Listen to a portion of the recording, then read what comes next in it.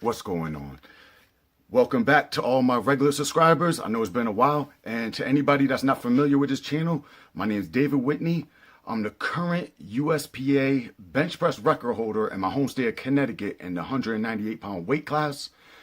And I bring that up because today we're going to be talking about bench press. I'm going to be doing another meet in 7 weeks, 8 weeks, 8 weeks. So I got 7 weeks of training with one deload week before the meet. And I plan on setting the record in the 220-pound class for my home state of Connecticut. I'm only going to be weighing like 207, but it's just because I know I could get that record. Instead of cutting weight for the 198 class, I'm going to just maintain my weight and compete at 220. All right, so today I want to share with you guys some tips. Now, these aren't tips that I came up with on my own, even though I am good at bench pressing. You know, I get tips from other top level elite lifters and coaches. And today I want to share a few tips that I got from one, Brandon Teitz, which is a great channel. You know, a guy's got a lot of good information, and Greg Nuckols, who's like the top informative, you can't get any better guy when it comes to lifting, powerlifting, whatever. All right, so anyways, what are these tips? First of all, Brandon Teitz talks about wrist wraps and the importance of wrist wraps. And today I'm going to be showing you, I'm in the middle of training right now. I was supposed to be doing some deadlifts with my bench press. I was just feeling real weak, man. I got up to like 335 and I started feeling lightheaded. And so on the bench, I'm feeling kind of weak too. I'm just sticking with what's about 70% of my 1 rep max. I got about 300 pounds on the bar right now. I think it's 302 pounds. I'm doing it in kilograms, so it's 137.5 kilograms. You want to practice the way you play. At least that's how I feel. So I lift with kilogram plates, the competition plates. All right, so now let's get to the tips. Enough talking. As far as wrist wraps go, why wrist wraps? A lot of times we lift, our wrists don't bother us. We think we won't need wrist wraps. Well, like Brandon Teitz shared in one of his videos, it's not about feeling like your wrists are weak or your wrists are sore or anything like that. Everywhere that we're unstable, every one of our joints, we can leak power out of. A stable, it's like if you have a building, if that structure has any weak points, it's going to be power, you know, it's able to collapse through those points. Our joints, power leaks out of. So we want to be as stable as we can in these joints. And this includes the wrist. If you unrack the bar, especially a heavy weight, and it feels a little wobbly, that's power leaking out through those joints. Now, we could wear elbow sleeves for our elbows, but we can't wear elbow sleeves in competition. We can wear wrist wraps. Now, what we want to do, you put it around the thumb to start, but you can't keep it around the thumb in competition. So you wrap it up semi-tight. Take the thumb hook off. Now you want to be careful because in competition, you can't have it high on your palm, but you can have it high on the back of your wrist. So you got to do it on an angle. Now you want to crank it as tight as we can.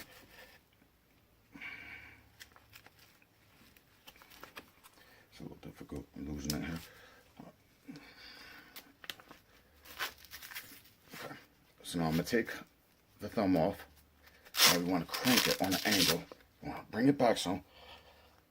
Crank it on an angle so it's high on the back of the palm, low on the front. Oh, crap, I lost it. All right, you get the idea. Let me do this off camera so I can get to work. Trying to hold it up and do it is too difficult for me. Let me just wrap it up.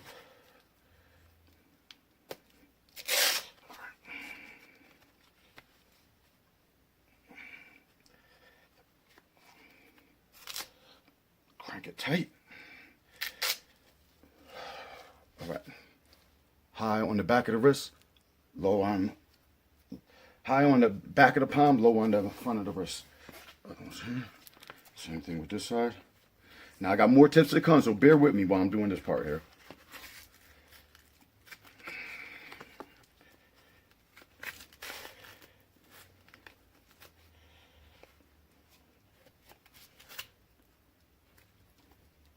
You don't want to crank it right from the beginning because you got to be able to take the thumb loop off.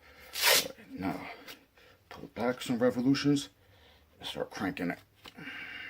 Okay, time to get to work. All right, so now listen. Another tip that he shared in the same exact video is how to properly grip the bar.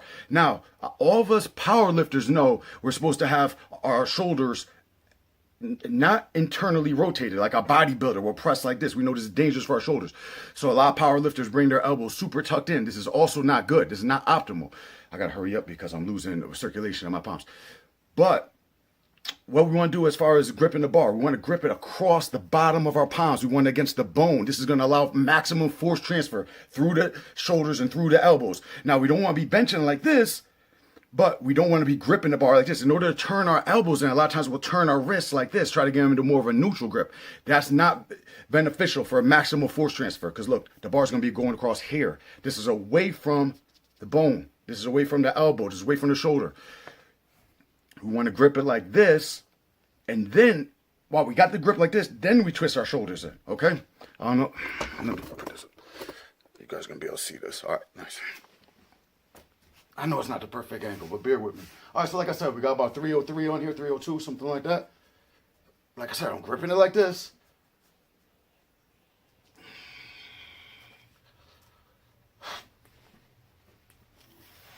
And then twisting my shoulders in. You guys probably can't see it. I should have somebody here holding the camera, but I hope you get the idea.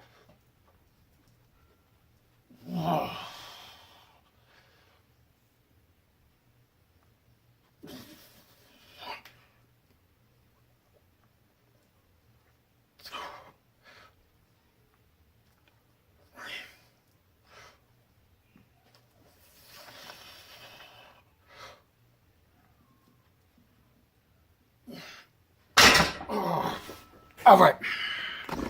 Now let me quickly undo these. I'm losing circulation. All right. Now, how am I training? This is how I'm training. Around 70 to 75% of my 1 rep max sets of 5s. It's all about getting in that volume. Last year, if you guys were following me, I was all about intensity. My whole training life. Man, for a powerlifter, 5 reps is cardio. All right, so anyways, my whole training life, I always been all about intensity, pushing those numbers up. That's how you knew you were making progress. If every single week you were pushing the numbers up, every time you trained, you're pushing the numbers up. It was always adding weight to the bar, weight to the bar. But like I talked about in one of my previous videos, one of the newest videos that I put out, I've really changed my mind. Now it's more about volume. You can make way more strength gains, way less risk of injury, volume.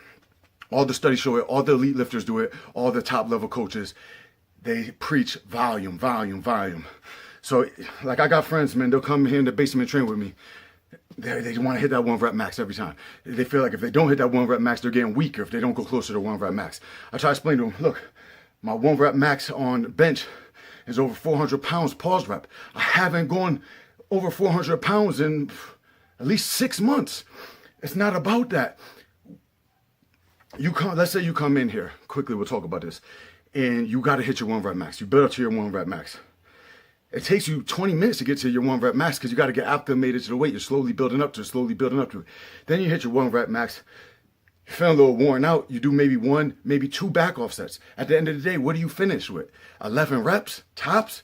That's not enough volume to cause these strength adaptations. You got to be targeting 25 to 30 reps every session. That's what I'm going for now. That's why I'm working with 70 to 75% of my 1 rep max. All right. Another tip for you guys. Elbow position. Like I said, like I was talking about. All powerlifters, all powerlifters know that bodybuilders bench like this and that's terrible for your shoulders, right? So it's a pendulum. It always swings too far when we try to separate ourselves from people. Whether it's if it fits your macros crowd, they hate the clean eating crowd so much that they try to just sway it all the way in the opposite direction and be like, I live on nothing but Pop-Tarts and ice cream. And that was me for a while too, but that's another topic for another video. But anyways, or it could be you're so against these politically correct people that you try to just go completely off into the other end of the spectrum. Like, you know what I'm saying? That we try to overcompensate for the things we don't like. We try to swing it all the way to the other direction. So before I go too far off on this rabbit trail, my point is this. Bodybuilders bench like this. We know that's powerlifters, so we try to show how different we are by benching with our elbows all the way tucked in. Now, to the title, I said tips from Brandon Teitz and Greg Nuckols. Here's the tip from Greg Nuckols. That is a great tip. Helped me out a lot. When I started getting into powerlifting about a year ago, so I realized, no, you got to tuck those elbows. You got to tuck those elbows. You don't want to tuck the elbows. You want to touch low. We touch low on our chest to keep our shoulders safe. We don't want to touch high on our chest. That puts our shoulders in internal rotation, and it's a precarious position for the AC joint. the chromium process. I don't know, whatever. So the point is this. We touch low on our chest, but let me show you from both angles. We touch low on the chest with the elbows tucked. What's it gonna look like? We tuck our elbows low on the chest, the elbows are underneath the wrist. That's not optimal for force transfer. Now we're pushing the elbows this way and the force transfer is going up like that. Check out the video from Greg Nuckols. He breaks it down way better. The point is this. Yes, we gotta touch low on our chest, but we don't want to tuck the elbows. We want the elbows still as flared as we can get them. They're not gonna be flared like this because we're touching low on the chest. So look from this angle. You can see my elbows are underneath my wrist. Greg Nuckols talks about people who bench in bench shirts. Elbows under the wrist end up snapping their forearms because it's too much weight. Because they're able to push so much weight and their elbows are way down here. You're creating this moment arm right here. Bang! You could crack it. So the point is this. Flare the elbows, but just don't touch high. You touch high, you flare the elbows, danger. You touch low, you flare the elbows, it's still low. See the elbows flared, the elbows tucked? This is where you want them. You want that force transfer right here. Low, elbows flared, right there, like that. Okay, let's get a side angle. Let's see if you can see it.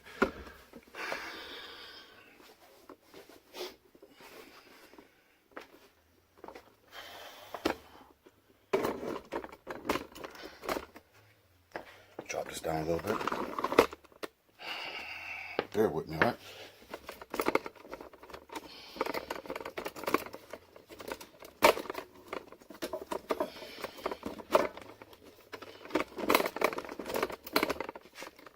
Okay, perfect. There we go.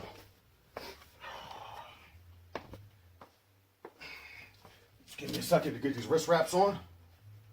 I'm going to demonstrate this for you.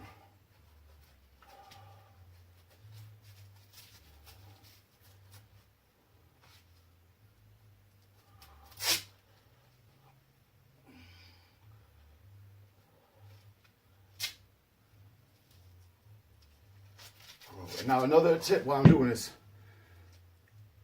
people think the wrist wraps go around the forearm part of the wrist. It's not that. It's the joint, to stabilize the joint. That's why we want them so high up. But like I said, they don't allow it high up on the front of the wrist, only the back. So we work within the rules. Got this one freaking backwards here. Trying to rush. A little geeked up from this pre-workout. Okay. Crank it back a little. Okay, here we go. Check the elbows. We want to flare them, but we just want to make sure we're touching low. Oh.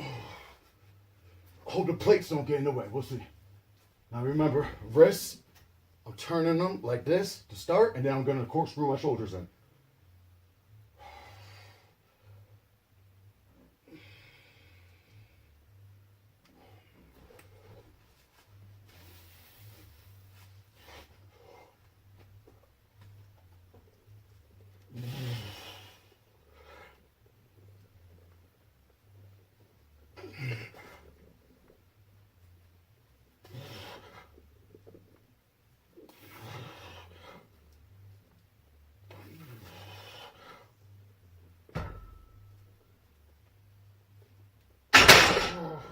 All right. Hope you guys were able to see that. Take these off before I lose all circulation. All right, guys, and that's the tips for today. Like I said, I'm doing about 6 sets of 5 with 70% of my 1 rep max. I'm about 8 weeks out from the next powerlifting meet. I plan on making some videos of tracking my progress, of setting another record. 2 weight class current USPA bench press record holder. That's what I want to be announcing July 27th. All right, guys. Thanks for tuning in. Don't forget to like and subscribe.